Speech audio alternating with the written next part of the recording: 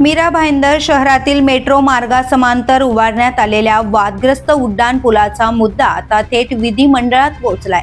या पुलाच्या रचनेबाबत आणि खर्चाबाबत गंभीर प्रश्न उपस्थित करण्यात आले असून प्रकरणाची सविस्तर चौकशी करण्यात येणार असल्याची माहिती राज्यमंत्री माधुरी मिसळ यांनी अर्थसंकल्पीय अधिवेशनात दिली आहे।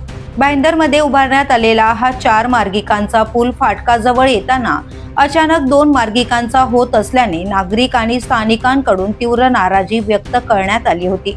या रचनेवरून MMRDA वर मोठ्या प्रमाणात टीका झाली होती।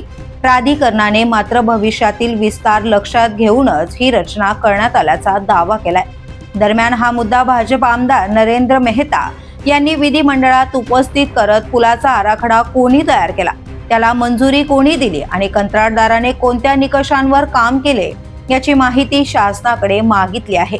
तसेच मीरा भाईंदरमध्ये मेट्रो मार्गिकेसोबत 4 पूल उभारण्यासाठी सुरुवातीला सुमारे 217 कोटी रुपयांचा अंदाज होता, मात्र प्रत्यक्षात कंत्राटदाराला तब्बल 620 कोटी रुपयांचे बिल दिले जाणार असल्याचा आरोपही करण्यात आलाय।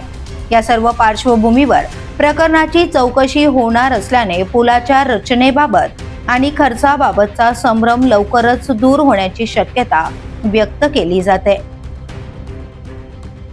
The police news bureau, Mira Bhayandar.